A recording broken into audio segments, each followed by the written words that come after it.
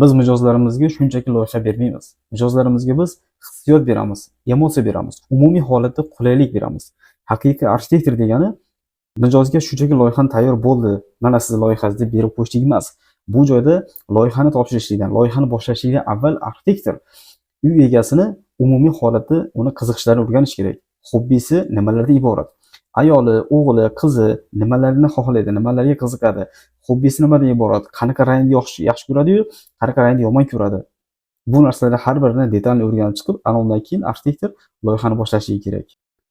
Assalomu alaykum, sizlar bilan Komil Me'mor. Alloh nasib qilgan bo'lsa, bugun navbatdagi dachamizni loyihasini sizlarga bir ko'rsatib o'tishga harakat qilamiz. Bu obyektimiz juda ham chiroyli holatda, katta, keng, shinam, juda ham qulay muhitda loyihalashtirilgan.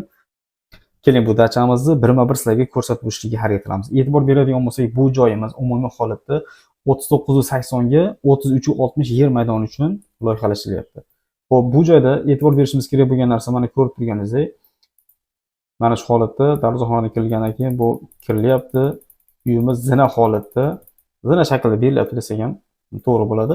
Xo'p, endi bu joyda aytishimiz mumkin, birinchi bo'lib darvozaxonadan kirilgandan keyin bu joyda qo'l yuvishlik uchun hovlidagi insonlar uchun, mehmonlar uchun sharoit qilinyapti. Birinchisi qo'l yuvish, ikkinchisi hojatxona. Razmerlar aytadigan bo'lsak, 140 ga 170 lik hojatxonamiz bo'lsa, qo'l yuvish uchun 170 ga 170 joy berilyapti. Ikkita odam bir vaqt o'zida bemalol qo'l yuvishligi mumkin. Hatto tahorat olish uchun ham zo'r sharoit qilingan. Xo'p, sizlarga bu mehmonxonamizni, birinchi xonamizni tushuntirishlikdan avval umumiy holatda uyni ichiga mana kirishlik qismini, asosiy kirish qismini sizlarga bitta-bitta tushuntirib o'tishga harakat qilamiz. Xo'p, bu joyda zinamiz mana ko'rib turganingizdek G obrazga berilyapti. Ro'parada zelyoniy zonamiz bor chiroy uchun. Xo'p, endi ichkariga kirishlik, tamburdan kirilganda biz har doim shu narsani aytib o'tishga harakat qilamiz. Uyni ichiga kirishlik uchun albatta ikkita eshik qiling, chunki issiq sovuq ushlab qolishligi uchun, chang holatlarda ushlab qolishligi uchun ham juda ham foydasi bor. Xo'p, bu joyda mana kirganingizda tamburimiz, bu joyimiz. Mana tasavvur qiling, kirdingiz. Kirgan vaqtingizda oyoq kiyimiz o'zbekchada oddiy holatlarda hovlida qolib ketadi. Podstavka qiladi, hovlida qolib ketadi. Bu yaxshi narsa emas. Qishloq joylarda bo'lsa, har xil hasharot kirishi mumkin. Yo bo'lmasa sovuq, uyingizni ichidan chiqdingizda sovuq oyoq kiyim kiyyapsiz. Bu yoqimsiz holat bo'ladi. Endi bu ichkaridagi tambur holatimiz, mana tamburimizni ichkari kirganda chap tarafda mana shkaflarimiz bor. Bemalol oyoq kiyimi pastiga, o'rtaga kiyim, tepa kiyimlaringizni, yuqori qismiga bosh kiyimlaringizni yechib turib, bemalol kirishingiz mumkin. Mana o'ng tarafimizda ham ikkita shkaf bor, o'rtasida rakvina bor. Doim shu narsani ta'kidlaymiz. Albatta tambur qismiga qo'l yuvish uchun zona qilib ketaylik. Maqsad ko'chadan kirayotgan inson avvalo kirayotgan vaqtda birinchi bo'lib qo'lini yuvsin, oyoq kiyimlar umumiy holatda yechib turib, qo'lini yuvsin, oila a'zolarining oldiga toza holatda kirsin. Ko'chadan har xil holat bo'ladi, har xil narsani ushlaymiz. Chang, har xil virus bo'lishi mumkin, shuning uchun tozalikni targ'ib qilamiz. Xo'p, tamburdan ichkari kirilganda studiya format bu joyimizda holimiz bor. Bu joyimiz razmerlari 8 metrga 14,20. Bu juda ham katta joy. Mana shu joyimizni ko'rib turganingizdek, mana holga kirganingizda katta bitta mexki zonamiz bor. Mexki zonamiz ro'parasida TV zonamiz bor. TV zonamizda mana chap tarafida bo'lsa oshxonamiz bor. Mana bu tarafda oshxonamiz joylashyapti, mebellari va bu yerda o'stirifimiz bor. Bu yoqda stol-stulimiz bor. Xohlagan inson bu joyda tasavvur qiling, ertalabki nonushtalarni bemalol bu joyda pishirib turib, oila a'zo ayollarimiz pishirib bergandan keyin bu joyda bemalol yeb ichib o'tirishimiz mumkin. Albatta biz doim aytamiz, tashqi tarafda manzarani tomosha qilib o'tirgan holatda nonushta qilishlariga zo'r sharoit qilingan. Endi bu joyda e'tibor berishimiz kerak bo'lgan narsa, bu narsani deyarli hamma loyihamizni ko'rsatib o'tishga harakat qilamiz. E'tibor bersangiz nimaga?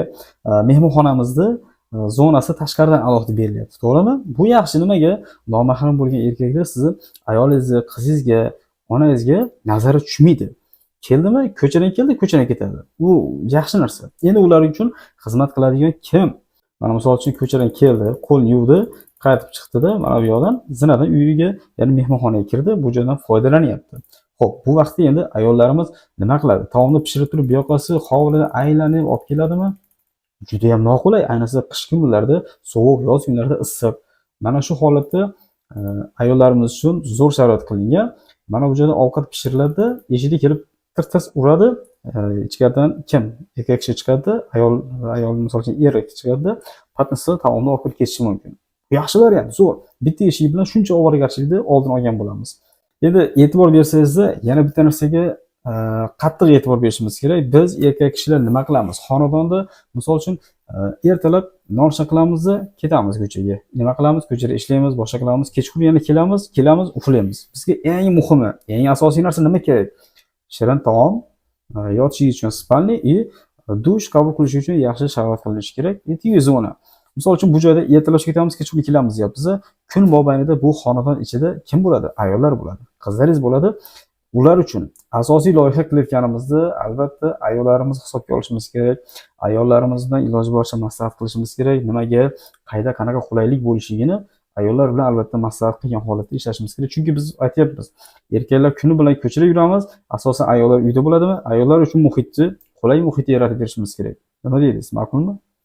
Xo'p, undan keyingi holatimiz, e'tibor beradigan bo'lsak, bu joyda mana miyaki zonamiz bor, hovlida ko'ryapsiz-a? Miyaki zonamizda bemalol televizor ko'rib o'tirish uchun sharoit bor. Stol mana bu yerda kreslo qo'yilyapti, bemalol o'tirasiz, zo'r sharoit bor. Va bu joyda bizni mana shu loyihamizning eng asosiy fishkalaridan bittasi, biz har doim mijozimizga taklif qiladigan narsamiz borki, har bitta xonadonda kitob o'qiydigan, ya'ni kitob o'qiydigan zona bo'lishini taklif qilamiz. Mana shu loyihamizdan ko'rib turganingizdek, mana bu joyda kreslomiz bor, bu tarafda shkafimiz bor. Mana shu holatda tasavvur qiling, hovlida yomg'ir yog'yapti, qor yog'yapti, mana bu joyda katta panoramik oynani siz ochib qo'ydingiz, bu joyda mazza qilib kitob o'qiy o'tiribsiz. Tashqarida yomg'irda tir-tir ovozlar eshitilyapti. Juda ham effekti zo'r. Mana bu yoqqa xolisi bitta kichkinagina taburetkan qo'yib qo'yib yoki stulchan qo'yib qo'yib turib yerga kofeni qo'yib qo'yib ichib o'tirishingiz ham mumkin. Zo'r sharoit bo'ladi bu joyda. Va bu joyda yana keyingi joyni aytadigan bo'lsak, mana endi holdan kirgan inson mana bu tarafda asosiy yosh kattalar uchun bu yerda spalni berilyapti. Mana ko'rganingiz asosiy eshikdan kirildi. Ichkariga kirilganda yana bitta bu uyimizda fishka shunaqa narsaki, через spalniga garderob orqali o'tilinadi. Maqsad nima? Bu joyda kirgan inson birinchi bo'lib qalin kiyimlarni yechsin, yotoq kiyimlarni kiysin va bu joyda kiyib chiqqandan keyin yotib uxlasin. Ko'ryapsizmi? Tartib bilan. Agar xohlasa bu joyda birinchi bo'lib hojatxonaga kirib, bu yerda yengil dush qabul qilishi mumkin, tahorat olishi mumkin. Ana undan keyin kelib bemalol yotishiga zo'r sharoit qilinyapti. Bu joyda ko'rayotganimiz har bitta narsa tartib bilan bo'lyapti. Yana bitta narsani aytib o'tishimiz mumkin. Bu narsa ko'p loyihachilar tomonidan yo'l qo'yilayotgan xatolik. Holda o'tirgan inson bu yoqdagi spalning eshigi ochiladigan bo'lsa, ichkaridagi odamga nazari to'g'ri tushadi. Lekin biz mana shu joyda ko'rayotgan bo'lsangiz, mana to'g'ri odamlarning nazari tushadi, qachonki eshik to'g'ri ochilganda. Lekin bizda ichkarida yana bitta eshigimiz bor. Bu oynali razdvижной yon tarafga ochiladi. Bu matviy oyna beriladi. Ichkarida tashqaridan ichkari ko'rinmaydigan holat bo'ladi, xudo xolasa. Mana shu holatda ham bu yoqda o'tirgan insonning nazari to'g'ri yotoqxonaga tushmaydi. Ko'ryapsizmi? Mana shu narsaga ham e'tibor berishlik kerak. Va bu joyda yana bitta narsa e'tibor berishimiz kerak bo'lgan narsa, spalnimizni ro'parasida mana oyoq tarafida deraza joylashyapti. Maqsad nima? Bu joyda ertalablari quyosh chiqayotgan vaqtda jaluzini pardani ochib qo'yadigan bo'lsangiz, to'g'ridan-to'g'ri quyosh sizni yuzingizga tushadi, sizni uyg'otadi va bu chiroyli emotsiya beradi, chiroyli bir hissiyot beradi. Bu kayfiyatingiz ham yaxshi bo'lib uyg'onasiz, xudo xolasa. Ko'ryapsizmi? Detalning har bir narsaga yondashlik kerak loyiha qilayotganda. Xo'p, bu joyda keyingi xonamiz, e'tibor beradigan bo'lsak, mana hovlimizdan ro'parada, mana bu yoqqa kirganimizda farzandlar uchun детский spalni berilyapti. Bu joyda mana kirdingiz, mana ikkita spalni bor, o'ng tarafda shkafimiz bor. Endi yana bitta life hackni sizga aytishimiz kerak. Bu joyda derazani oldiga ko'pincha insonlar dars qilish uchun, farzandlari uchun dars qilish uchun dars stollari qo'yiladi. Bu yaxshi, albatta, yorug'lik to'g'ri tushadi. Lekin degan joyi bor. Bu narsada e'tibor beradigan bo'lsak, radiator degan narsa bor. Uyda isitishlik uchun radiator asosan derazaning oldiga qo'yiladi. Bu qoida bo'yicha bu joyga qo'yiladi. Radiatorda oldiga partani, ya'ni dars qiladigan stol qo'yib qo'ysangiz, birinchidan bu joydan chiqayotgan issiqlik xonaga teng taqsimlanmaydi. Ikkinchidan, bu joyda dars qilib o'tirgan inson farzandingiz uzoq muddat dars qilib o'tira olmaydi bu joyda. Chunki issiqlik chiqqandan keyin, oyoqdan issiqlik qattiq urib turgandan keyin bu joyda bola o'tirgan holatda betoqat bo'ladi. Bu joyda xotirjam o'tira olmaydi. Shuning uchun biz qilganmizki, derazaning ikkala yoniga nima qilganmiz? Stol suvlarida, ya'ni partalarni joylashtirganmiz, bemalol dars qilib o'tirish uchun chiroyli sharoit qilingan.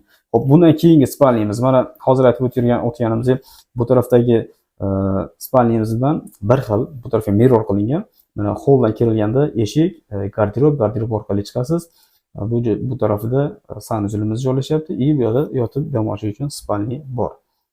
Xo'p, keyingi xonamiz bu umumiy sanuzel hisoblanadi. 2 metrga 3 metr. Hojatxonamiz bo'lsa, undan keyingi joyimizda 1.70 ga 2 metrlik kattagina sanuzelimiz, qo'l yuvishlik zona berilyapti. Endi bu joyda e'tibor beradigan bo'lsak, nima uchun ikkita eshik qo'yilyapti? Bundan maqsad nima? Maqsad shundan iboratki, ichkarida kimdir hojatxonadan foydalanyapti yoki kimdir dush qabul vanna qabul qilayotgan vaqtda bu eshik qulf bo'ladi. Mana shunaqa vaziyatda rakmini ichiga qo'yadigan bo'lsangiz, u juda ham noqulaylik bo'ladi. Shuning uchun ichkaridan foydalanayotgan odam bor bo'lsa, band bo'lsa, ya'ni ikkinchi eshikdan bu yoqdan kirgan inson bu joyda bemalol tahorat olishligi, yuz qo'llarni yuvib turib, yana qaytib chiqishligi uchun yaxshi sharoit qilinyapti. Xo'p, bundan keyingi xonamiz bu o'g'il farzandlar uchun ham ikkinchi детский spalnimiz bor. Ko'rayotgan bo'lsangiz, bu yerda ikkita spalni, chap tarafda dars qilish uchun stol va shkaflar ham joylanyapti. Endi bu uyimizni, dachamizni eng bogatli zonasiga hozir o'tamiz, ya'ni basseyn zonasiga o'tamiz. Ko'radigan bo'lsak, bu joyda mana bu tarafda hovlidan, ya'ni birinchidan hovlidan o'tsa ham bo'ladigan eshigimiz bor va ikkinchidan uy ichidan o'tadigan sharoitimiz ham bor. Misol uchun bu joyda kimdir uy ichidan kirib o'tmoqchi, bu yoqqa o'tdi, bu yoqqa yuvindi, boshqa qildi, cho'mildi, hovlidan o'tadigan shamollab qolishligi mumkin. Shuning uchun uyni ichidan o'tishligi uchun ham sharoit qilib berganmiz, alohida eshik qo'yilyapti. Bu joyda eshikdan kirdingiz. Mana bu joyda ozgina kichikroq bir koridor orqali basseynimiz zonasiga o'tiladi. Bundan avval shu joydan qisqacha tushuntirib o'tadigan bo'lsak, bu joyda ozginagina bir kichkinagina uyni ichidagi zeleniy zonani tashkillashtirganmiz. Buni orqasida motiviy oyna bor. Ichkari orqa taraf ko'rinmaydi va oldi tarafida hovliga qaragan katta panoramli oynamiz bor. Endi sizlarga chap tarafda tushuntirib o'tadigan bo'lsak, bitta-bitta. Birinchi bo'lib, hojatxonamiz. Bu razmeri 1.5 metrga 1.40 hojatxonamiz. Undan keyin mana garderob. Garderobimizda mana misol uchun kiyimlarni almashtirib, bemalol kirib dush qabul qilib chiqishlari mumkin-da. Undan keyin bu yoqda finskiy saunamiz. Bu joydan foydalanishingiz mumkin bemalol. Bu yog'i yog'och. Undan keyingi xonamiz bu turetskiy hammom. Bu joyda bemalol foydalanishingiz mumkin va ikkala hammomimizni, ya'ni banyamizni o'rtasida nima berilyapti? Yana 2 kishilik rakmina berilyapti. Bu joyda yuvinishlik, yuz qo'lni yuvish uchun, tahorat olish uchun chiroyli sharoit qilinyapti. Bundan keyin katta basseyn zonamiz, umumiy holatda basseynimiz 14 razmeriga 7 metr hisoblanadi. Bu joyimizda birinchi bo'lib, ya'ni agar siz hovlidan kiradigan bo'lsangiz, mana hovli eshigidan kirganingizda ro'parada mягкий zonamiz bor, kichkinagina, uni o'ng tarafida kravatlar bor. Bu joyda cho'milib chiqib bemalol hordiq chiqarib yotishingiz uchun zo'r sharoit qilinyapti. Umumiy holatda basseynimiz razmeri 4.10 ga 8 metrli basseyn hisoblanadi. Kattagina bemalol cho'milishlik uchun juda ham zo'r sharoit qilinyapti. Oldi taraflari to'laqonli panoramli oyna berilyapti. Mana ko'rib turganingizdek, oynalar juda ham bir boshqacha effekt beradi, bu xudo xolasa. Xo'p, bundan keyin eng oxirgi xonamiz bu omborxona hisoblanadi. Buni aytishimiz shart emas, tushuntirishimiz. Xo'p, endi sizlarga eng asosiy narsa hovlimizdagi muhitni sizlarga bir qator ko'rsatib o'tishga harakat qilamiz. Mana ko'rib turganingizdek, bu umumiy holatda hovlimiz. Hovlimizni zonasini qisqacha sizlarga tushuntirib beradigan bo'lsak, bu joyda mana darvozaxonaga kirilganda 3 ta mashina bemalol turishlik uchun sharoit bor. Umumiy holatda 4.40 eni, 18 metr uzunligi darvozaxonamiz bor. Hop, bu yoqda ko'rayotgan bo'lsangiz, mana yerlarimizga burchatka. Bu shunchaki burchatka bosilmayapti. Buni xohlasangiz tabiiy toshdan, agar xohlasangiz steyshkada mana shu holatni effektni chiqarsangiz, vobshe zo'r go'zal holat bo'ladi. Buni 3D'da ko'rsatishimiz ham mumkin qanday bo'lishligini. Hop, bu joyda tushuntiradigan bo'lsak, mana bu zonamiz, mana ko'rib turganingizdek, binomizni figurasini kelib chiqib fason qilinyapti. Bu tarafimiz, mana bu joylarimiz zeleniy zona hisoblanadi. Ko'rib turganingizdek, bu yo'llar polniy zeleniy zona hammasi. Bizni yo'laklarimiz mana shu g'isht shaklida berilayotgan taraflarimiz bo'ladi. Bu joyda agar xohlasangiz ko'chadan kelasizmi yoki uy ichidan chiqasizmi, farqi yo'q. Bemalol bu tarafga mana bu yo'lagimizga o'tsangiz bo'ladi, bemalol to'liq o'tsangiz bo'ladi. Juda ham chiroyli holatda sharoit qilingan bu joyda, hammasi hisobga olingan. Bu taraflarimiz, mana shu daraxt turgan joylarimiz zeleniy zona hisoblanadi. Tasavvur qiling, bu yo'lakdan kirdingiz. Kirganingizda birinchi bo'lib bu joyimizda letniy kuxnyamizni beryapmiz. Bu joyda mana ko'rganingizdek chap tarafimizda birinchi bo'lib oshxona, rakvinalarimiz, xolodilnik, gaz plita sharoit qilinyapti, juda ham chiroyli holatda. Uni orqasida, ya'ni o'rtada o'stirifimiz bor. Bu joyda taomni pishirilgandan keyin bu joyga bemalol qo'yib turib yeb ichib o'tirishlik uchun chiroyli sharoit qilinyapti va bu joyda yana xohlasangiz kechki haligi shom vaqtlarida yoki kechqurungi paytlarda mana bu tarafimizga bir pastga tushirilgan supamiz bor. Bemalol bu yoqda o'tirib, oila a'zoyingiz bilan maroqli holda chiqarib gaplashib o'tirishingiz uchun zo'r sharoit qilinyapti va bu joyda xohlasangiz o'rtaga bitta olovni yoqib qo'yishingiz mumkin. Xohlasangiz o'rtaga bitta kamin qo'yib, bu joyda mangal qo'yib turib xohlasangiz shashlik qilib yeb o'tirishingiz mumkin. Juda ham sharoit yaxshi qilingan va bu joyda kattagina basseynimiz bor. Basseynda cho'milib, mana bu tarafda karavotlarda bemalol dam olib yotishingiz uchun chiroyli sharoit qilinyapti. Endi bu basseynimizni yo'lagini ko'radigan bo'lsak, mana xohlasangiz ko'chadan kelgan holatda bemalol yo'lakka tushib olishingiz mumkin yoki uydan chiqqan holatda bu yoqlardan ham tushsangiz bo'ladi. Lekin bu tarafdan tushib bo'lmaydi.